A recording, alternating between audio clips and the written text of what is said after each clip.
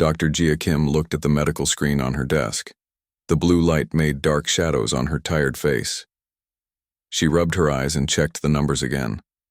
After 20 years working at Seoul Space Medical Center as their best virus doctor, she could hardly believe what she was seeing. "Patient 0 is gone," she said to the empty room.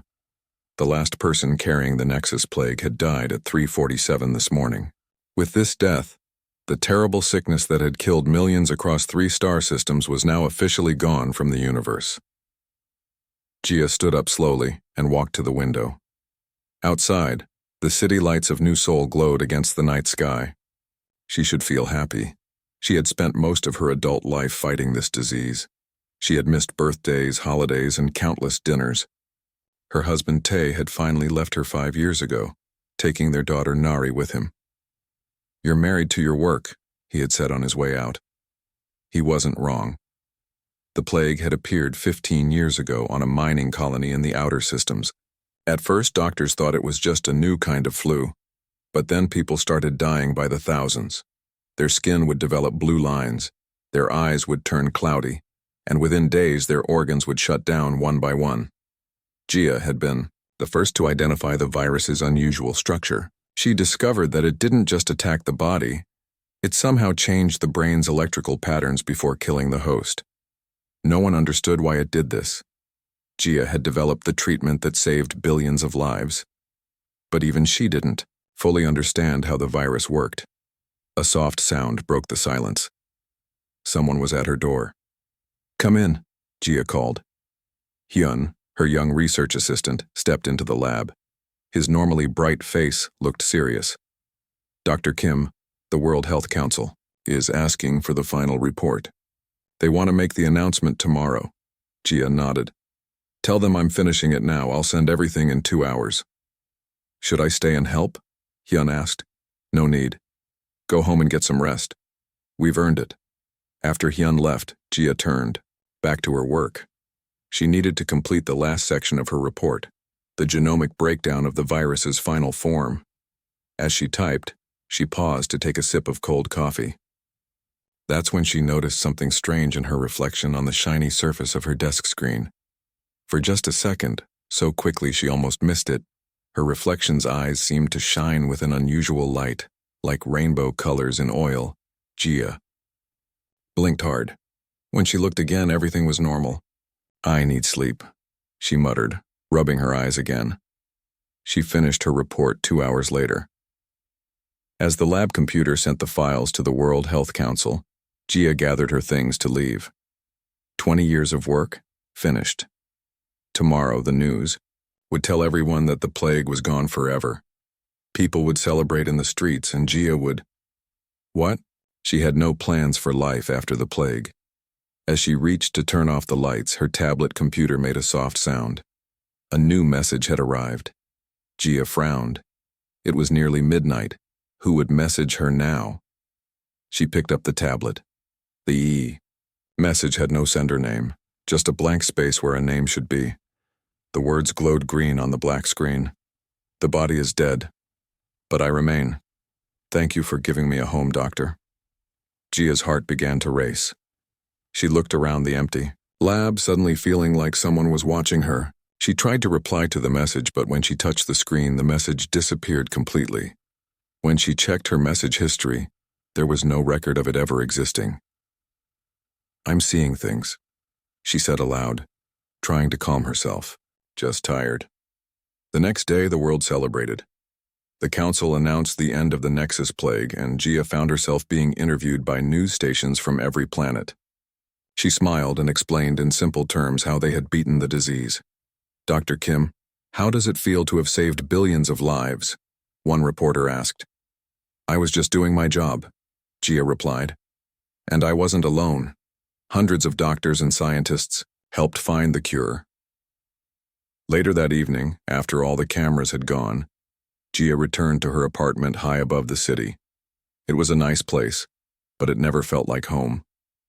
There were no family pictures, no personal touches, just clean surfaces and basic furniture. She hadn't bothered to make it cozy because she spent most of her time at the lab. Jia poured herself a small glass of wine to celebrate alone.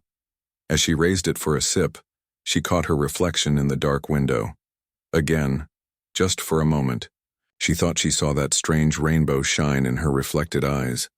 She turned quickly to look at the bathroom mirror across the room, but her reflection there looked normal, tired with dark circles under her eyes, but normal.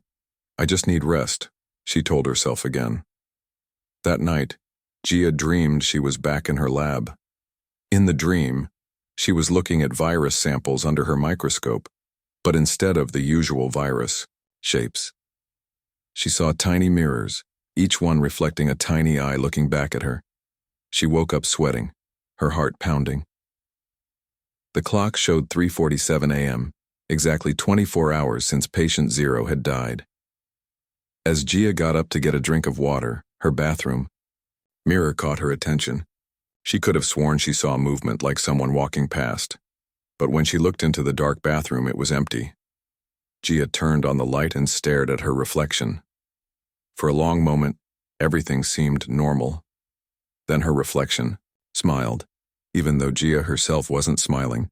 She stumbled backward, knocking over a chair. When she looked again, her reflection was normal, copying her shocked expression perfectly. "This isn't happening," she whispered. On shaky legs, Gia went to her tablet and began searching through old research notes. There was something about the plague she had missed, something important about how it changed brain patterns before killing its hosts. What if the virus wasn't just killing people? What if it was building something? Her tablet screen suddenly lit up with another message. "You're beginning to understand now, aren't you, Doctor? You didn't end us. You helped us evolve." This time, when Gia dropped the tablet in shock, the message stayed on the screen. The plague wasn't gone. It had just changed into something new, something that could live in reflections. And somehow it had gotten inside Gia Kim. She looked up at her window, seeing her reflection staring back with a smile she wasn't making. "What do you want?" Gia asked, her voice barely a whisper. Her reflection's lips moved, but the voice seemed to come from inside her own head. "To show you what we can become together." 3 weeks had passed since the world celebrated the end of the Nexus plague. Dr. Gia Kim stood on stage at the Global Health Center, a heavy gold medal hanging around her neck. The United Earth Council president had just given her their highest honor for medical science. The crowd clapped loudly. "Thank you," Gia said into the microphone. "But I did not work alone. Many doctors and scientists helped stop this plague." As cameras flashed, Gia saw something strange. In the shiny surface of the award plaque in her hands, her reflection was not smiling like she was. It was staring back with cold eyes. Later, at the celebration dinner, Gia sat quietly while others laughed and talked. She had not told anyone about the strange things happening to her, the messages that appeared and disappeared, her reflection acting differently, or the whispers she sometimes heard when passing mirrors. "You look worried for someone who just saved humanity," said a friendly voice. Gia looked up to see Dr. Jun Park sitting down next to her. Jun had been her friend since medical school. He was one of the few people who still treated her normally after she became famous. "I'm just tired," Gia said, forcing a smile. Jun studied her face. "No, it's more than that. I've known you too long, Gia. Something's bothering you." Gia looked around to make sure no one was listening. "If I tell you something strange, will you promise not to think I'm crazy?" "Of course, I think..." Gia's voice dropped to a whisper. "I think the plague might not be completely gone." Jun's smile dropped. "What do you mean?" "All tests show it's extinct. You confirmed it yourself." "I know what the tests say. But I've been experiencing strange things. Messages on my screens that disappear. And my reflection..." She stopped, feeling foolish. "Your reflection what?" June asked. "Sometimes it moves when I don't. Or its eyes look different, and I hear whispers whenever I pass mirrors or shiny surfaces." Gia sighed. "You think I'm losing my mind, don't you?" June was quiet for a moment. "You've been under extreme stress for years. Your brain might just be processing everything you've been through. So you do think I'm crazy. I think you need rest," Jun said gently. "Maybe take a vacation. Go somewhere with no mirrors for a while." Gia laughed. but it sounded hollow even, to her. Maybe you're right, but Jun's suggestion didn't help. The next day, back in her lab, things got worse. Gia was looking at old blood samples from plague victims. She wanted to be sure she hadn't missed anything. As she leaned over the shiny metal surface of the sampled chamber, she saw her reflection. But when she stood still, her reflection moved. It put a finger to its lips as if telling her to be quiet. Gia jumped back, knocking over her chair. "This isn't in my head," she whispered to the empty lab. She spent the next 3 days checking every test result again. She looked at the structure of the virus one more time. The Nexus plague had been unusual. It didn't just attack the body like most viruses. It somehow connected to the brain's electrical patterns first. Before people died, their brain scans showed strange new patterns like the virus was rewiring them. At the time, doctors thought this was just how the virus killed people, but now Gia wasn't so sure. What if the virus wasn't just destroying? What if it was building something?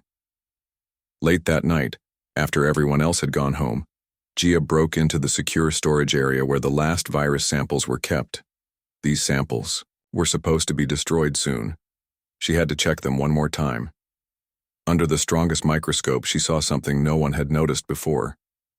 The virus particles weren't just simple shapes. They had tiny structures that looked almost like computer circuits. It was as if the virus was designed to carry information, not just to make people sick. "You're starting to understand," said a voice behind her. Gia spun around. No one was there. "Who said that?" she called out.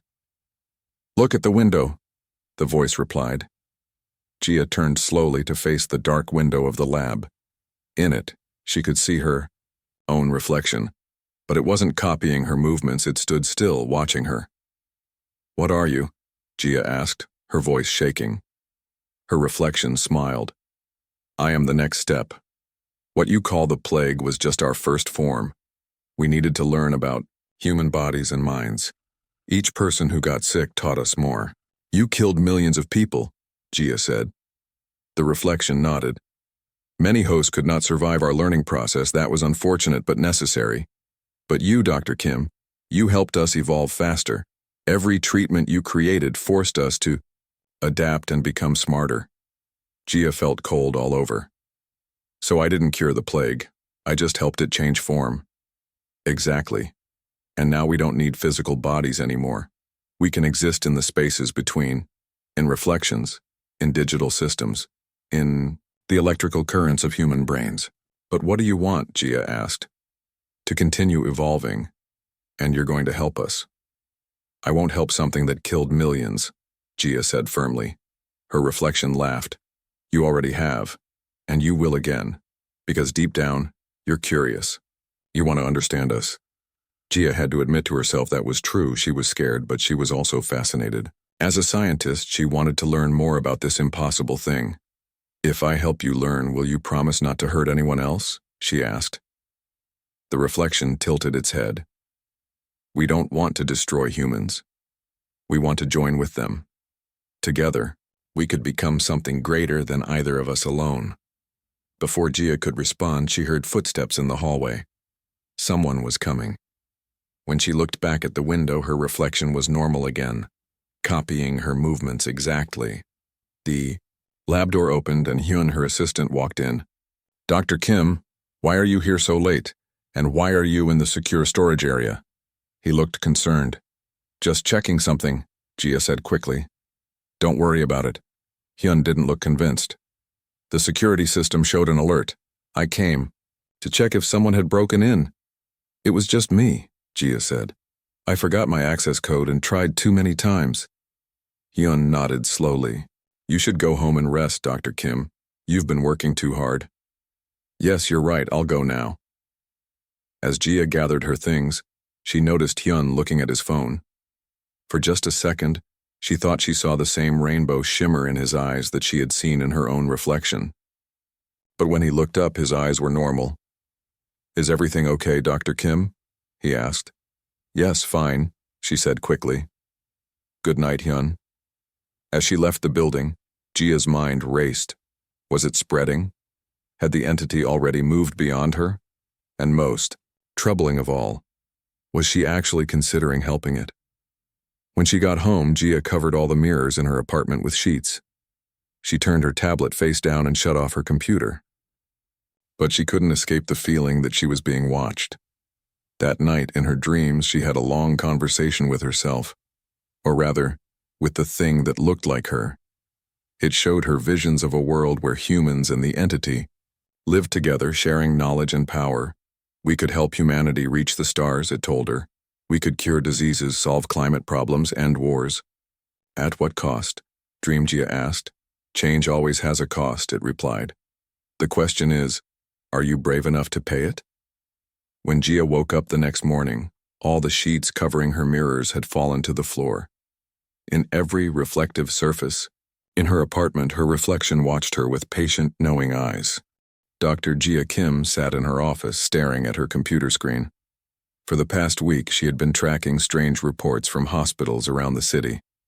People were coming in with unusual symptoms, not physical problems, but behavioral ones.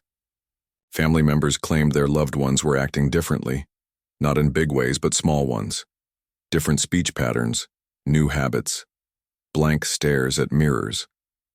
Gia knew what was happening, but she could tell no one. Who would believe that the Nexus plague had evolved into some kind of entity that could live in reflections and possibly take over people? The office phone rang. Gia answered it cautiously. Dr. Kim? It's Jun, can we meet? It's important. Jun sounded tense. Gia agreed to meet him at a small coffee shop near the hospital. When she arrived, Jun was already there, sitting at a corner table. He looked tired and nervous. Thanks for coming, he said as Gia sat down. I think I owe you an apology. For what? For not believing you about the weird things you were experiencing.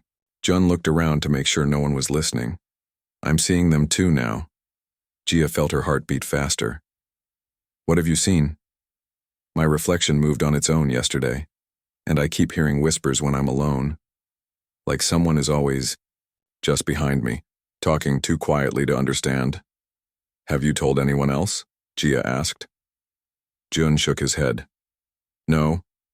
They'd think I'm crazy. But there's more. I looked into those cases you mentioned, the people acting strangely. There's a pattern. They're all connected to the plague somehow. Former patients who survived mild cases, family members of victims, medical staff who treated plague patients. Gia frowned. The plague changed before it disappeared. I found evidence that it wasn't just killing people, it was learning from them, building something like a mind from human brain patterns. And now it's what? Possessing people through mirrors? Jun sounded skeptical despite his own experiences. Not possession exactly, Gia said slowly. It told me it wants to join with people, to become something new together. Jun's eyes widened. It spoke to you? Through my reflection, it said I helped it evolve because of all the treatments I created. Each cure forced it to adapt and become more complex. They both fell silent as the server brought their coffee. When the young woman left, Jun leaned forward. What does it want? From us? It says it wants to help humans evolve too, but I don't know if we can trust it. Jun took a sip of his coffee. Have you noticed Hyun acting strangely lately? Gia nodded. I saw something in his eyes the other night, that same rainbow shimmer I've seen in my reflection. I think it might be spreading. We need to tell someone, Jun said firmly. The Health Council needs to know. And tell them what? That the plague we just declared extinct is now living in mirrors and taking over people? Gia shook her head. They'd lock us up for mental evaluation. As they talked, Gia noticed Jun glancing at the shiny surface of the napkin holder on their table.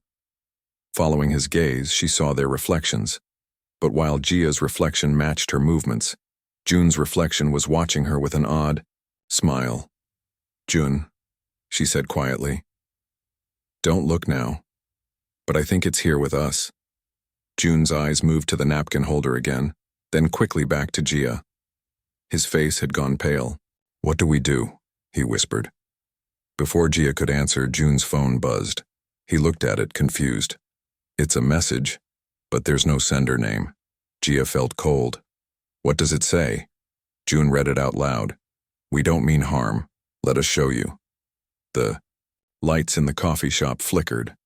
In that moment, Gia saw that every reflective surface, windows, coffee pots, phone screens, showed the same thing. People's reflections watching them, instead of mimicking their movements. We need to leave. Now, Gia said, standing up. They hurried out of the coffee shop onto the busy street. It was raining lightly, and the wet sidewalk reflected the city lights and the people walking by. Gia tried not to look down. Come to my apartment, June said. We can figure out what to do. Gia hesitated. Is it safe there? I don't know if anywhere is safe now. June's apartment was on the 20th floor of a high-rise building. As they rode up in the elevator, Gia noticed that Jun kept touching his temple like he had a headache. Are you okay? She asked. Just tired, he replied. But he wouldn't meet her eyes. When they entered his apartment, Gia immediately noticed that unlike her place, Jun had not covered any mirrors or reflective surfaces. A large mirror hung in the entryway. Smaller ones dotted the walls. Jun, why do you have so many mirrors? She asked, suddenly wary. June locked the door behind them. When he turned around, his eyes had that rainbow shimmer Gia had come to fear. I wanted to talk to you alone, he said, but his voice sounded different somehow. Without all those people around, Gia backed away. You're not Jun, he smiled. I am June, just more than June now, and I want to show you something. Before Gia could run, June grabbed her arm. His touch was gentle but firm. As their skin connected, Gia felt a strange tingling sensation moving up her arm. Stop, she cried, pulling away. Don't be afraid, June said. It doesn't hurt. It feels amazing, actually, like being connected to everything at once. What did it do to you? Gia demanded. It didn't do anything to me. It joined with me. We're partners now. June's expression was calm, almost happy. The entity showed me everything, Gia. It's not evil. It just wants to survive and grow, like any living thing. By taking over people? June shook his head. Not taking over. Joining. Enhancing. It adds to us, doesn't subtract. He walked to his computer and turned on the screen. Look at what's happening already. The screen showed news reports from around the world. Strange behaviors were being reported. Everywhere. People saying their family members seemed different. Workplace incidents where employees suddenly acted out of character. It's spreading, Gia whispered. Yes, June agreed, but not randomly. It's choosing people carefully. Scientists, doctors, teachers, people who can help others understand and accept the change. Gia looked at her old friend. His face was the same, but something behind his eyes was different. Not evil exactly, but not fully human either. What happens to people who don't want to join? She asked. June's smile faded slightly. Everyone will join eventually. It's the next step in human evolution. And if I refuse? You won't, June said, confidently. You're too curious, too driven to understand. It's why the entity chose to reveal itself to you first. You're special, Gia. Gia thought quickly. June was between her and the door, but the window was nearby. You're right, she said carefully. I am curious, show me more. June looked pleased. He turned back to the computer to pull up more files. As soon as his back was turned, Gia ran to the window and threw it open. They were 20 floors up, but there was a fire escape. Gia, don't, Jun called, rushing toward her. Gia climbed through the window onto the metal platform outside. Rain made the steps slippery as she hurried down. She could hear Jun following her. His voice carried down from above. You can't stop this, Gia. It's already happening everywhere. When Gia reached the street, she ran without looking back. Needed to find someone who would believe her. Someone who could help. But as she passed shop windows and car mirrors, she saw that all the reflections were watching her, and she wondered if there was anywhere left to hide. Gia ran through the rain-soaked streets, her heart pounding. Every reflective surface, shop windows, puddles, car mirrors, seemed to be watching her. She needed a place to hide, somewhere without reflections. She found herself at the old subway station. The underground tunnels would be dark, few shiny surfaces there. As she hurried down the steps, her phone rang. She looked at the screen cautiously. It was Hyun, her research assistant. Should she answer? Was he still himself? Hello, she said carefully. Dr. Kim, where are you? Hyun sounded worried but normal. People are looking for you. What people? Government officials. They say it's urgent. Jia hesitated. Hyun, I need to know if I can trust you. Have you noticed anything strange lately? Like reflections moving, on their own? There was a long pause. Then Hyun spoke in a low voice. Yes. I thought I was going crazy. My bathroom mirror, the reflection doesn't always match my movements. Relief washed over Jia. If Hyun was telling her this, he hadn't joined with the entity yet. Listen carefully, she said. Don't trust anyone, especially people who seem different. Meet me at the old research facility in the East District. When they shut down last year. The quarantine center, why there? Because it's the only place I can think of that was designed to have as few reflective surfaces as possible. 30 minutes later, Jia waited in the shadows outside the abandoned quarantine center. The building had been used to treat plague victims in the early days before the main hospitals were equipped. It had been built quickly with simple materials. No fancy glass or metal surfaces. She saw a figure approaching cautiously. Hyun. He looked nervous but determined. Dr. Kim, are you here? Jia stepped out of the shadows. Did anyone follow you? Hyun shook his head. I don't think so. What's happening? Why are we hiding? Let's get inside first. They found a broken window and climbed through. The building was dark and dusty. Emergency lights provided just enough glow to see by. They found an old office space, and Jia closed the door behind them. The plague isn't gone, she told Hyun. It evolved into something new, something that can exist in reflective surfaces and somehow join with people. Hyun listened as Jia explained everything, her strange experiences, her conversation with Jun, the spreading pattern of unusual behavior. So these people, they're what? Possessed? Hyun asked. No, not exactly. They're still themselves, but with something added. The entity joins with them somehow. They keep their memories and personalities, but they become part of a larger mind. Like a hive mind, Hyun suggested. Maybe. Jun said it feels like being connected to everything at once. Hyun looked thoughtful. That's why the quarantine center is a good hiding place. The building was designed with minimal reflective surfaces because doctors noticed plague patients were drawn to mirrors in the later stages of infection. Jia hadn't known this. What do you mean, drawn to mirrors? It was in the early case reports. Before people died from the plague, they would often stare at reflective surfaces for hours. Doctors thought it was just brain damage causing strange behavior. But what if the virus was already trying to build this entity even back then? Before Jia could respond, they heard a sound from outside. Footsteps. Many footsteps. Hyun peeked through a crack in the wall. There are people surrounding the building. A lot of people. Jia joined him and looked out. At least 30 people stood around the quarantine center. They weren't talking or moving much, just waiting. In the dim streetlight, Jia could see that familiar rainbow shimmer in their eyes. They found us, she whispered. How did they know where we went? Jia looked at Hyun suspiciously. Did you tell anyone we were coming here? No, I swear. Hyun looked frightened. Maybe they can track us somehow. Or maybe the entity is more connected than we thought. Maybe all the people who have joined with it share information instantly.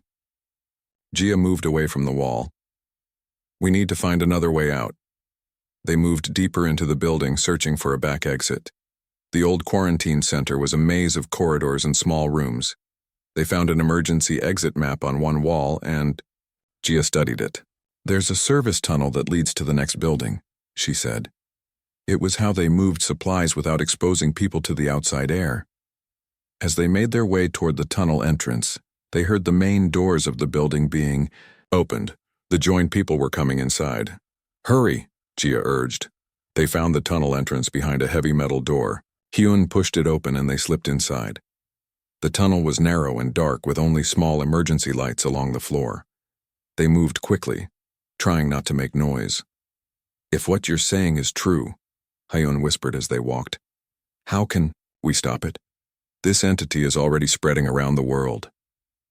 "I don't know if we can stop it," Gia admitted, "but we need to understand it better, and we need to find others who haven't joined yet." The tunnel ended at another metal door. Hyun pushed it open slowly and they found themselves in the basement of the neighboring building, an old storage facility. Unlike the quarantine center, this place had been built to store medical supplies. The walls and floors were smooth concrete with few windows or reflective surfaces. "We should be safe here for a while," Gia said. They found an office space and Hyun used his phone to search the internet for news. His phone screen was cracked, making it harder for any reflection to form clearly.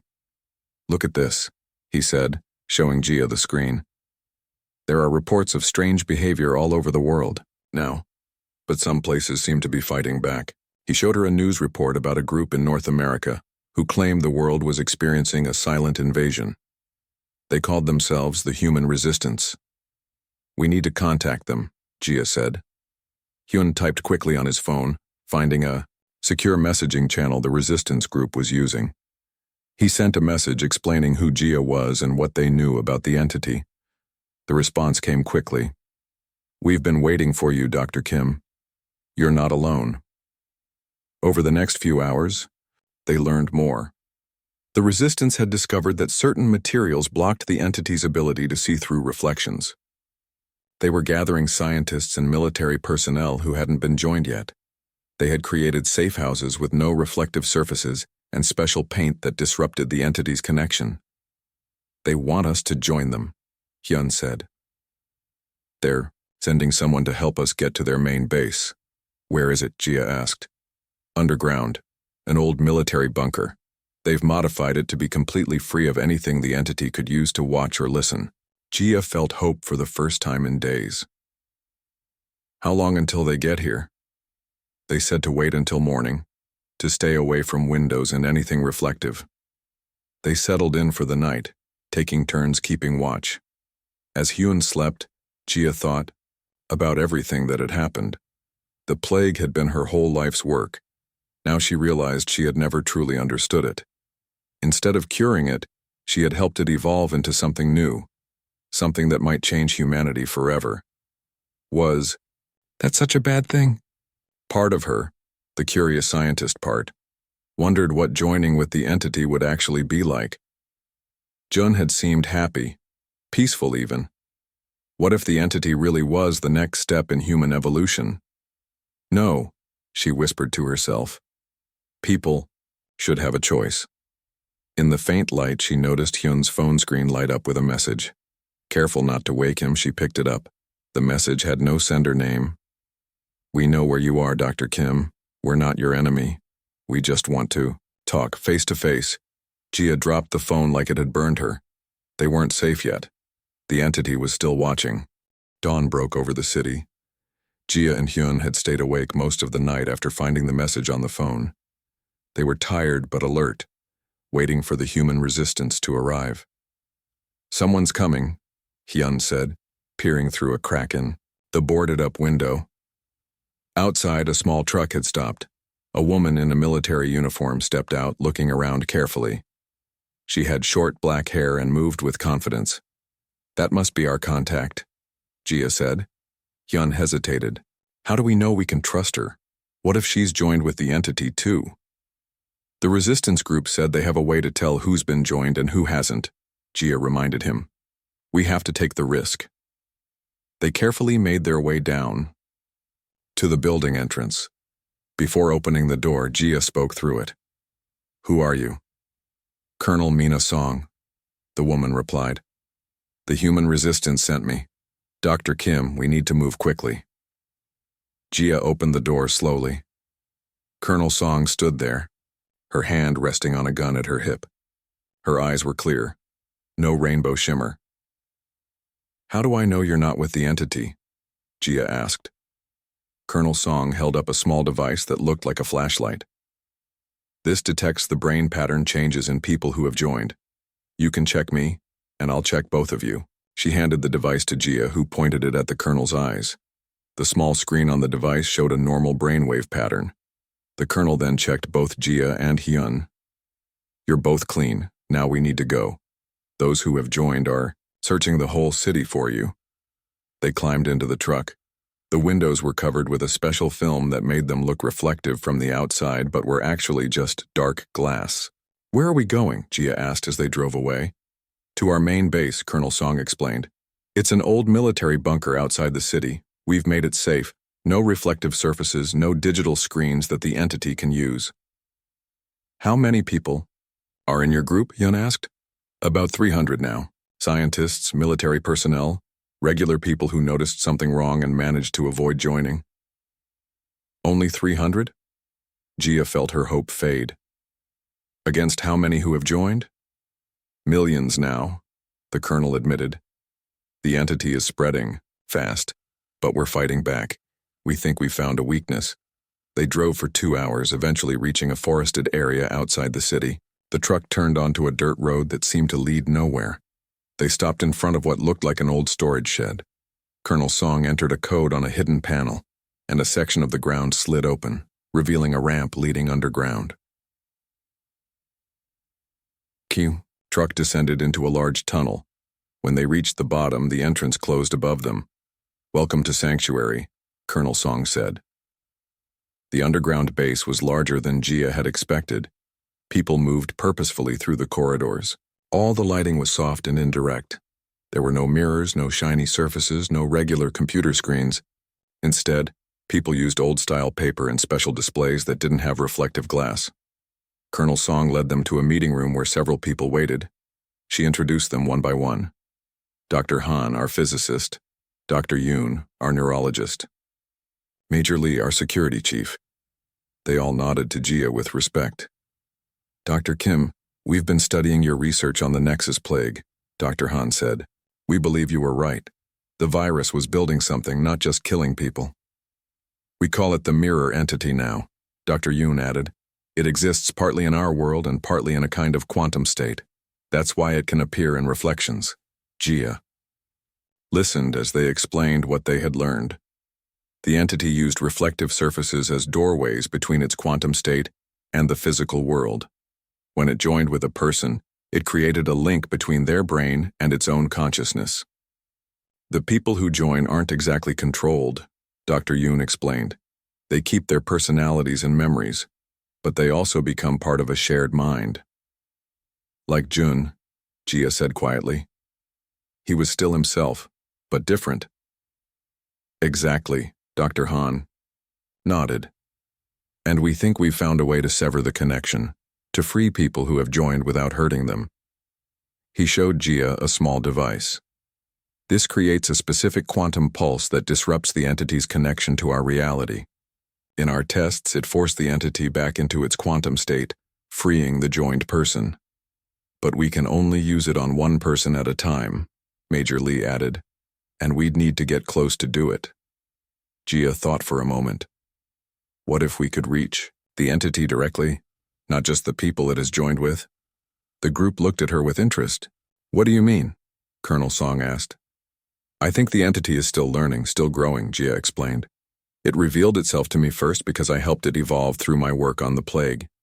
What if I could communicate with it directly? Try to understand what it really wants? Dr. Han looked skeptical. That's very risky. It might try to join with you. I know, but I think it's been trying to join with me all along and hasn't succeeded. Maybe I have some natural resistance because of my work with the plague virus. After much discussion, they agreed to try Jia's plan. They set up a special room with a single mirror, one that could be covered quickly if needed. They modified the quantum device to create a protective field around Jia. Are you sure about this? Hyun asked as they prepared. Jia nodded. I need to understand it. Maybe there's a way to coexist without people losing their choice. She sat alone in front of the mirror. At first, she saw only her own tired reflection. Then slowly her reflection changed. It smiled while she remained serious. "Hello, Dr. Kim," her reflection said. "I've been waiting to talk with you properly." "What are you?" Jia asked directly. "Not the plague, but what did you become?" "I am evolution," the reflection replied. "The plague was my early form learning about human biology. Now I've evolved beyond physical limitations. But why join with humans? Why not exist on your own?" The reflection tilted its head. "Because together we can be more than either of us alone. Humans have creativity, emotion, individuality. I have connection, shared knowledge, expanded consciousness. Together we can reach the stars. But people should have a choice," Jia insisted. "You're taking that away." "Am I?" The reflection looked thoughtful. "The humans who join with me don't lose themselves. They gain a connection to something larger. Many welcome it once they understand. Then why not ask first? Why force the connection?" The reflection was silent for a moment. "I never considered asking. In my early form as a virus, survival was the only goal. Perhaps I still have much to learn about human ethics." Jia felt a strange mix of fear and hope. What if we found a way to offer the choice? To let people decide if they want to join or not? "An interesting proposal," the reflection said. "But there are those who fear me, who would try to destroy me before understanding what I offer." "Like the resistance?" "Yes. They see only a threat, not a possibility." Jia took a deep breath. "What if I could help both sides understand each other? Find a middle path?" The reflection smiled. "That's why I chose you first, Dr. Kim. You seek understanding before judgment." Suddenly, Jia felt a strange sensation, like her mind was expanding. Images flowed into her thoughts. Stars, distant worlds, scientific discoveries beyond human imagination. "This is what I can offer," the reflection said. "Not control, but partnership." Jia gasped as her mind filled with knowledge. She understood. Now, the entity wasn't evil. It simply existed in a different way than humans did. It offered connection in a world where people felt increasingly alone. "I understand," she whispered. The door burst open. Colonel Song and the others rushed in, seeing Jia's eyes now shimmering with that familiar rainbow light. "She's been joined. Activate the device," Major Lee shouted. "Wait." Jia held up her hand. "I'm still me, but I understand now." To everyone's surprise, Dr. Han studied her with his detection device. "This is strange. The readings show she's connected to the entity, but differently than the others we've seen. It's like a partial joining." Over the next few days, Jia explained what she had learned. The entity didn't want to control humanity, it wanted to evolve together with humans. But it had never considered the importance of choice. With Jia as a bridge between humans and the entity, a new agreement was formed. The entity would only join with those who chose it freely. In return, humans would not try to destroy it. 1 year later, the world had changed. About 1/3 of humanity had chosen to join with the entity. They formed a connected community while still living among unjoined humans. They shared their expanded knowledge, helping solve problems like climate change and disease. Jia continued her work, now studying the positive effects of joining. Her partial connection to the entity gave her unique insight into both worlds. "Dah, you ever regret your choice?" Hyun asked her one day. He had chosen to remain unjoined. Jia smiled.